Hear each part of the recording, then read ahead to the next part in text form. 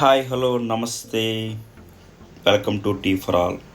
Like చేయండి, share చేయండి, subscribe చేయండి. ఈరోజు స్పైసీ చికెన్ ఎలా చేయాలో సింపుల్గా చెప్తాను. చూడండి, ఒక కడాయి తీసుకొని దాంట్లో నేను ఆవాల నూనె వాడుతున్నానండి. ఇది చాలా హెల్దీ, లో ఫ్యాట్ ఉంటుంది, చాలా మంచిది కూడా. చాలామంది రకరకాల ఆయిల్స్ వాడతారు, నేను మాత్రం ఇదే ఆయిల్ వాడుతున్నాను. చాలా బాగుంటుంది, చాలా మంచిది కూడా, చాలా హెల్దీ, చాలా మంచిది. సో కడాయి పెట్టుకున్నాను, దాని మీద ఆవాల నూనె కొంచెం వేసుకున్నాను, కొంచెం ఉల్లిపాయ, కొంచెం కరివేపాకు, కొంచెం చూసారా కరివేపాకు రెబ్బలు ఒక 2. దాని తర్వాత నేను ఉల్లిపాయలని కొన్ని కట్ చేసి పక్కన పెట్టుకున్నాను. సో ఆ ఉల్లిపాయలు కూడా ఆ ఆయిల్లో ఇగో కట్ చేసినవి ఇలా యాడ్ చేస్తున్నాను. సో 2 చక్కగా మంచిగా బ్రౌన్ కలర్ వచ్చేటట్టు అలా కాసేపు వేయిస్తున్నాను. చూడండి ఎలా వేయిస్తున్నాను. కొంచెం దాంట్లోనే ఒక 2-3 పచ్చిమిరపకాయలు వేసుకొని కూడా వేయించుకుంటున్నాను. కాసేపు అలాగా వేయించిన తర్వాత చూసారా, కొంచెం ఆయిలే వాడుతున్నానండి. చాలామంది ఎక్కువ ఆయిల్ వాడతారు, నాకు అది ఇష్టం ఉండదు.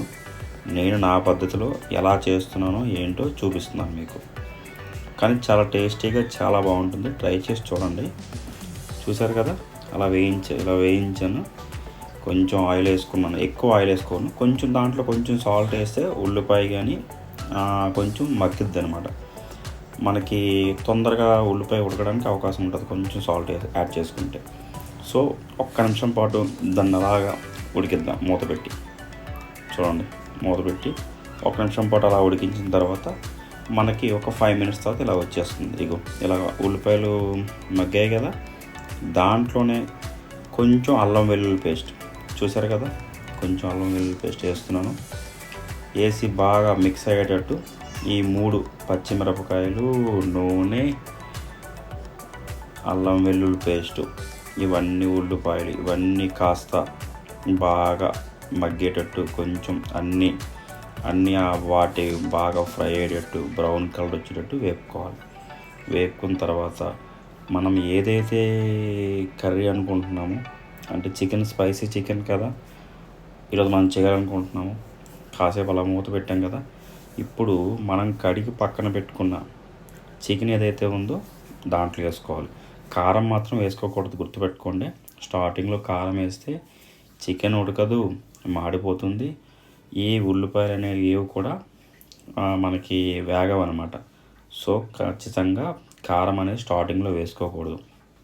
చూసారా, ఇలా వేగిన తర్వాత దీంట్లోనే నేను కాస్తంత పసుపు వేస్తున్నాను. చూడండి, పసుపు వేసాను కదా, దాంట్లోనే పసుపు వేసిన తర్వాత ఇప్పుడు ఇంతకుముందు ఉల్లిపాయ మనం ఉప్పు వేసాం కదా, ఇప్పుడు మళ్ళీ కాస్త ఉప్పు వేసుకొని మళ్ళీ కలుపుకోవాలి.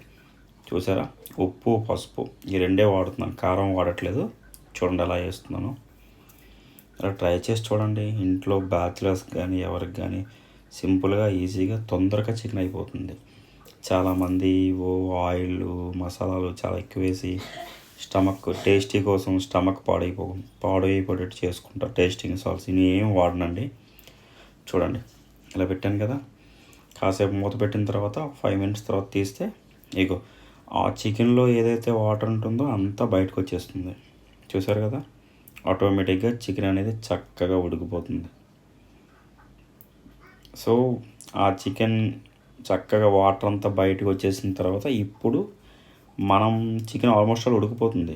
ఇప్పుడు మనం దానికి ఏమి యాడ్ చేయాలో చూపిస్తున్నాను. చూడండి, కొంచెం నేను ఏంటంటే నార్మల్గా అందరూ ఉల్లిపాయలు టమాటా వేస్తారు, అలా కాకుండా నేను చికెన్లోనే ఈ టమాటా అనేది ఒక 2-3 టమాటాలు కట్ చేసుకున్నాను, చికెన్లోనే టమాటాలు యాడ్ చేస్తున్నాను.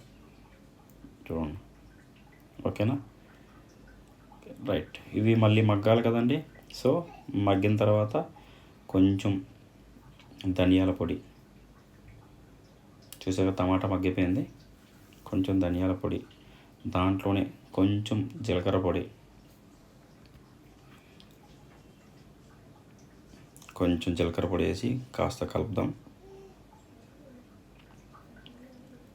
చూసారా ఎంత చక్కగా కలుపుతున్నాం.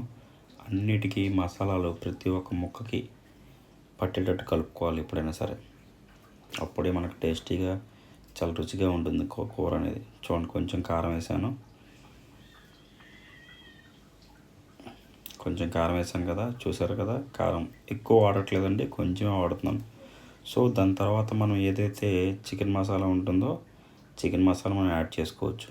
చికెన్ మసాలా వేసాను, వేసి కాసేపు అలా దాన్ని మగ్గించి కాసేపు అలాగ అన్ని ముక్కలకి అన్నిటికి కూడా ఈ మసాలాలు ఉప్పు కారం పట్టేటట్టు బాగా కలిపి కాసేపు అలా మూత పెడితే చికెన్ కర్రీ రెడీ అండి. ఇంతేని, ఇంతకు మించి ఏముండదు. మనం చాలా మసాలాలు వేసి కడుపు పగడగొట్టిన బదులు ఇగోండి. ఓకే, మనకి ఇలా తయారవుతుంది కర్రీ. ఒకసారి ట్రై చేసి చూడండి, చాలా అంటే చాలా టేస్టీగా చాలా బాగుంటుంది.